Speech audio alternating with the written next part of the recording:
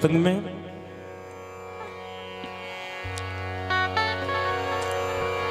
नारद जी महाराज पहुंचे हैं भगवान के पास। नारद जी ने सोचा कि भगवान से बढ़कर के इस संसार में हमारा शुभचिंतक कौन है।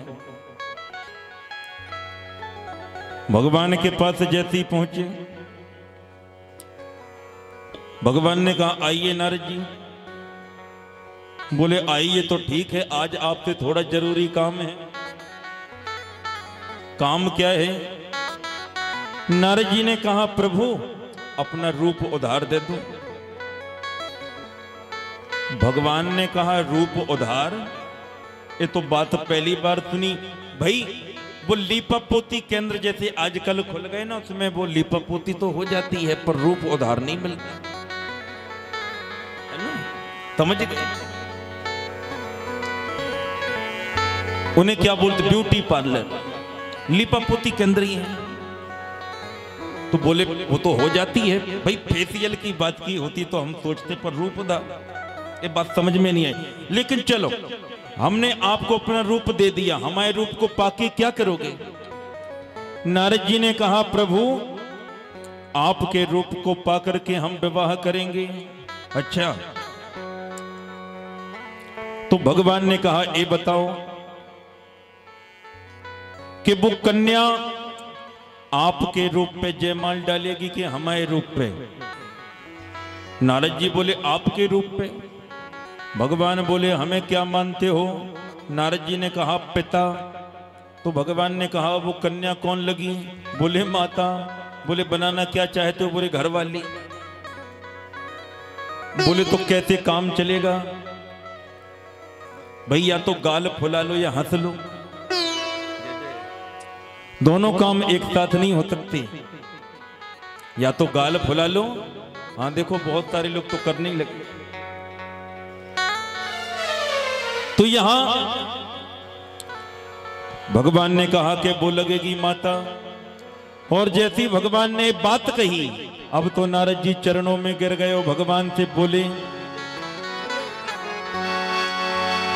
जही विधि हो हे नाथ हित मोरा, यही विधि हो ये नाथ हित मोरा, यही विधि हो ये नाथ हित मोरा, यही विधि हो ये नाथ हित मोरा। करहु तो बेगी दास में तोरा, करहु सो बेगी दास में तोरा, जही विधि हो ही नाथ हित मोरा, जही विधि हो ही नाथ हित मोरा। करहु तो बेगी दास में तोरा, करहु सो बेगी दास में तोरा।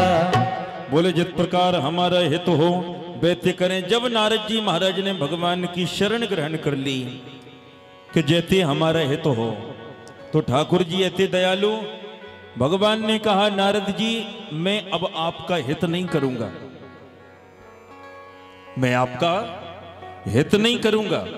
बोले फिर क्या करोगे? बोले सुनो, भगवान ने कहा कि जही विधि हुई है परम हित, हित नहीं क्या परम हित, जही विधि हुई है परम हित, नारद सुना हूं तुम्हार, तोई हम करब न आन कछो, बचन नम्र खामा। आपका परम हित करेंगे। नारद जी वहां से चले। भगवान ने नारद जी को रूप दिया। काहे का रूप? हरि सन मांगो सुंदरताई। हरि भगवान को भी कहते हैं और हरि बंदर को भी कहते हैं। बंदर का रूप दिया। और एक बात और बताएं मेरे श्रोताओं, बंदर भी दो प्रकार के होते हैं, एक होता है कलमोहा, एक होता है ललमोहा। काले मुंह वाला, एक लाल मुंह वाला। तो जो ललमोहा होता है वो तो थोड़ा ठीक ही लगता है, पर जो कलमोहा होता है वो तो और भयानक लगता है। तो तो नारद जी को जो भगवान ने रूप दिया वो कल मुहा बंदर का, काले मुंह वाले बंदर का।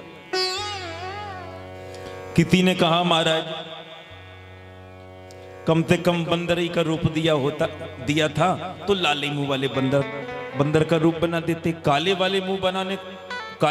मुंह वाले बंदर का रूप देने की क्या आवश्यकता थी?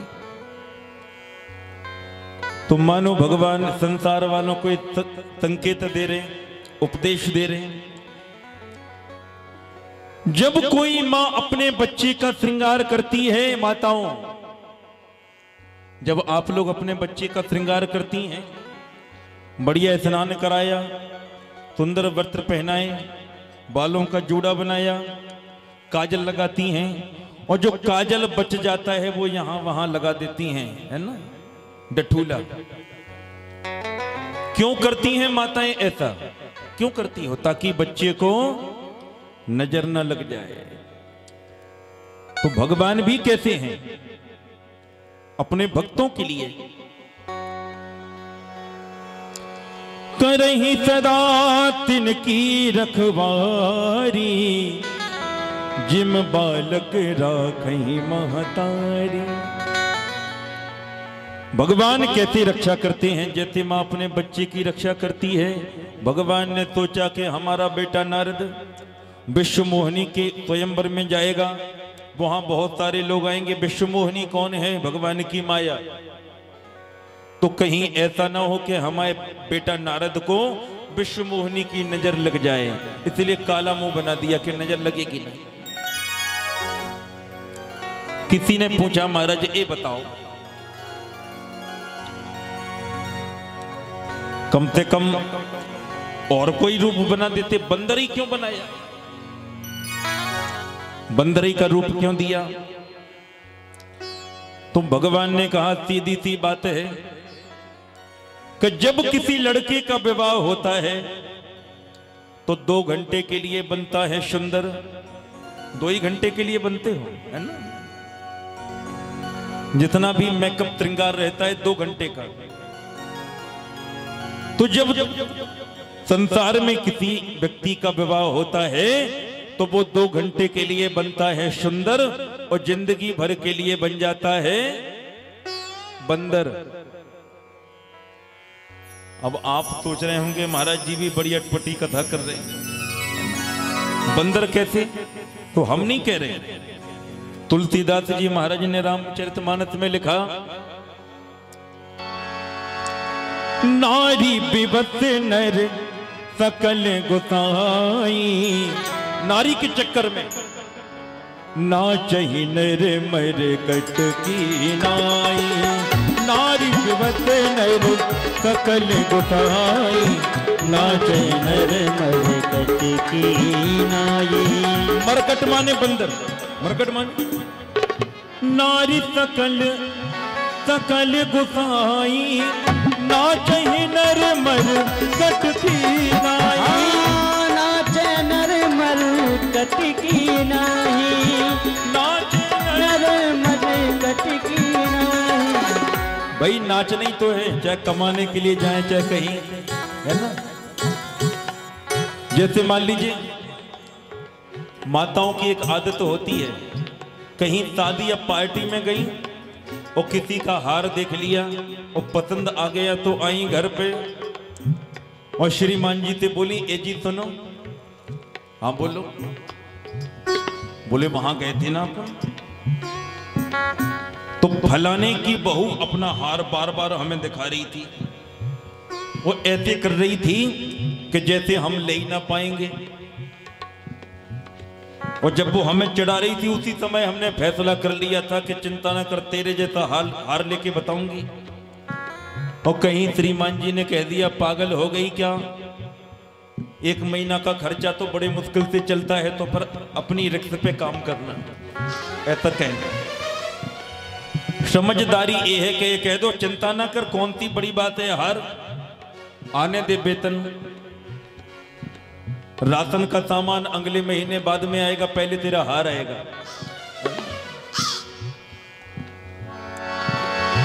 नारी विवत नर सकल गोसाई, नाचे नर मरकट की नाई, अरे सकल गोसाई नाचे नर मरकट की नाई। तो जो 2 घंटे के लिए बनता है सुंदर, वो जिंदगी भर के लिए क्या बन जाता है? बंदर। तो भगवान ने सोचा कि मैं अपने नारद को 2 घंटे के लिए बनाऊंगा बंदर, और हमारा नारद जीवन भर के लिए बन जाएगा सुंदर। यही तो प्रभु की प्रभुता है। भक्तों की बड़ी चिंता रहती है। बंदर का रूप दिया है नारद जी महाराज पहुंच गए। क्या पता था बाबा जी को कि हमें कौन सा रूप मिला है? बाबा जी सीता देख के जानते होते तो फिर बात ही क्या थी। सबसे आगे जाके बैठ गए। बाबा को तो यही पता है कि सबसे ज्यादा सुंदर तो हम ही हैं, जयमाला तो हमारी गले में डलना है। जैसी विश्वमोहिनी आई और नारद जी के भयानक मरकट रूप को देखा, तो जिस लाइन में नारद जी बैठे थे उस लाइन को छोड़ ही दिया। और जितने राजा, एक बात और सुने, भगवान ने नारद जी को बंदर का रूप दिया। ये बंदर का रूप केवल विश्वमोहिनी को दिखाई दे रहा और किसी को नहीं। सबको नारद जी ही लग रहे, दिखाई दे रहे। बगल वाला राजा विचार करता है कि राम राम राम। अच्छे नारद जी बगल में आके बैठ गए कि हमारा तो नंबर ही नहीं लगा। कम से कम देवी जी जयमाल न डालती तो एक बार हमें देख तो लेती। इनके चक्कर में तो ये लाइन ही पूरी छोड़ दी। और सीधा सा संकेत है मेरे श्रोताओं कि विश्वमोहिनी कौन है? भगवान की माया। ये कौन है? माया। और नारद जी हैं संत। और जो संत के अगल बगल में, जो संत की सानिध्य में बैठता है, रहता है, उसके पास माया पहुंच नहीं पाती। बोल भक्त वत्सल भगवान। माया उससे दूर रहती।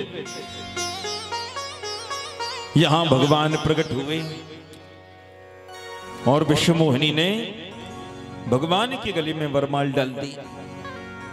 शिव जी के गण भी पीछे लगे हैं, उन्हें भी नारद जी का बंदर रूप भी ही दिखाई दे रहा। उन्होंने कहा, नारद जी आप अपना मुख देखिए। नारद जी सरोवर में गए हैं। जब भयानक मरकट रूप देखा, जैसे ही रूप देखा नारद जी ने अपना, अब तो नारद जी को बड़ा क्रोध आया। होठ फड़कने लगे, नेत्र लाल हो गए। नारद जी बड़े क्रोध में विचार करते हैं,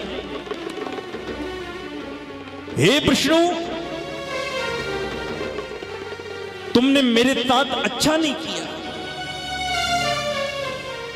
आज तो दई हो त्राप की मरे हो जाई, जगत मोर उपहास कराई। या तो मैं मर जाऊंगा या जाकर के भगवान को श्राप दे दूंगा। नारद जी महाराज क्रोध में चले आ रहे हैं। सामने आगे भगवान चले आ रहे हैं। एक तरफ लक्ष्मी जी हैं, एक तरफ विश्वमोहिनी हैं। और जैसे नारद जी ने देखा, नारद जी और गुस्सा में और दिमाग खराब। नारद जी का और गुस्सा में आ गए। नारद जी विचार कर रहे कि देखो तो यहां एक भी नहीं हो, यहां दो दो।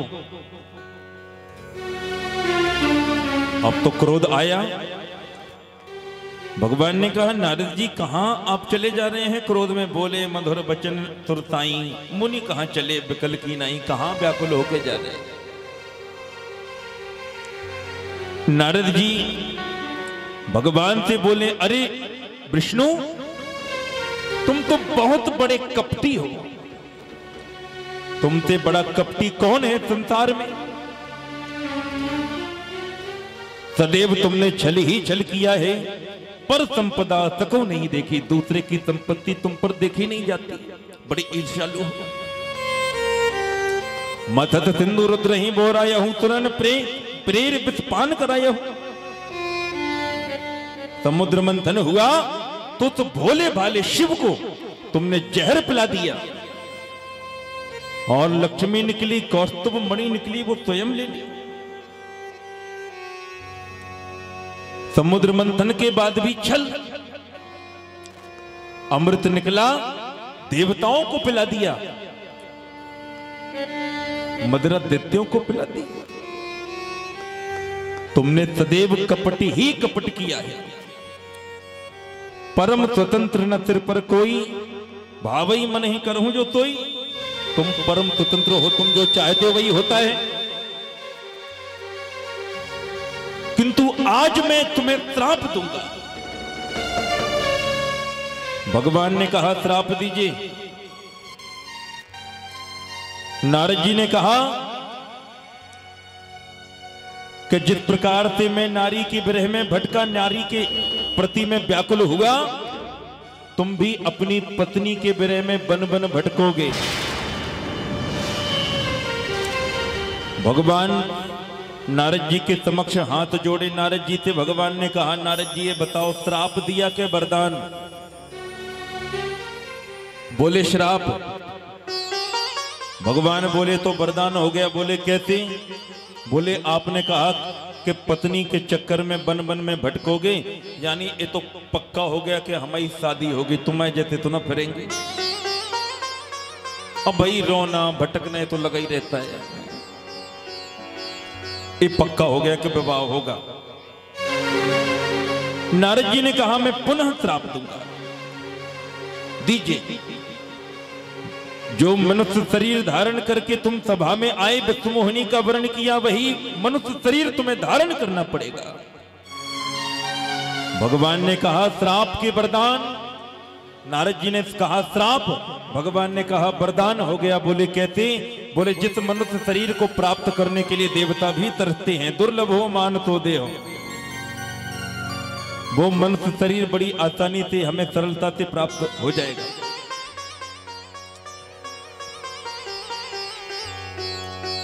नारद जी ने कहा मैं तीसरा श्राप दूंगा।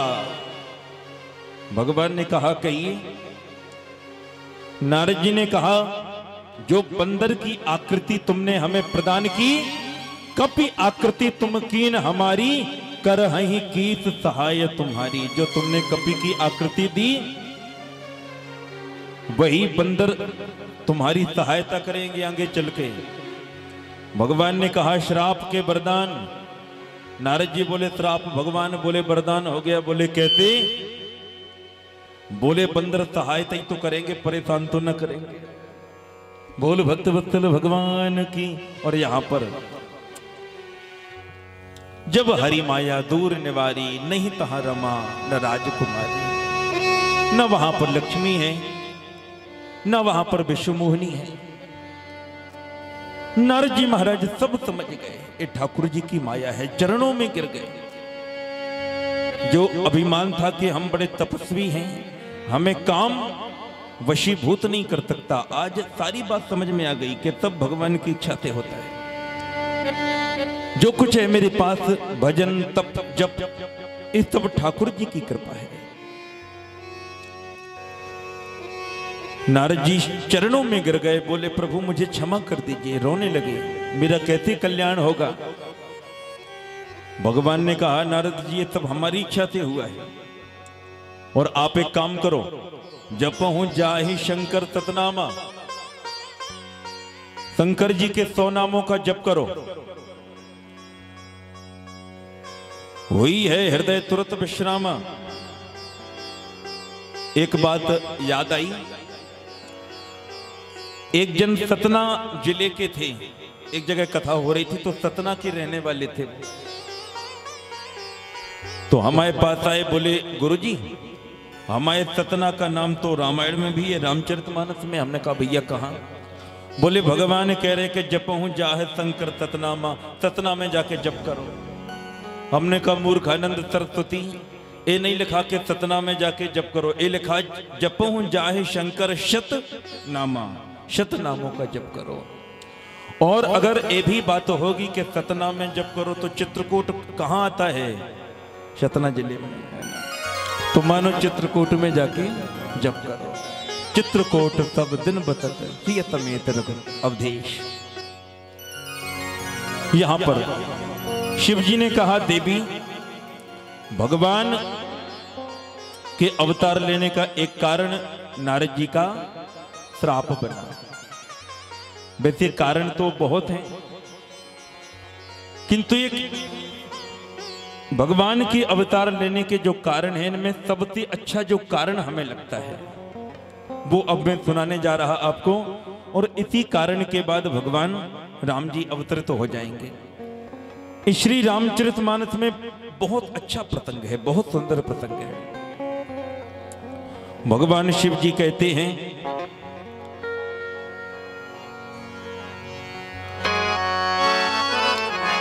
और आप सभी ने भी ध्यान दिया होगा,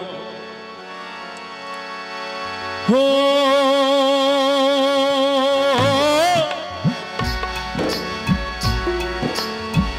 स्वयं भूमनु मरुत रूपा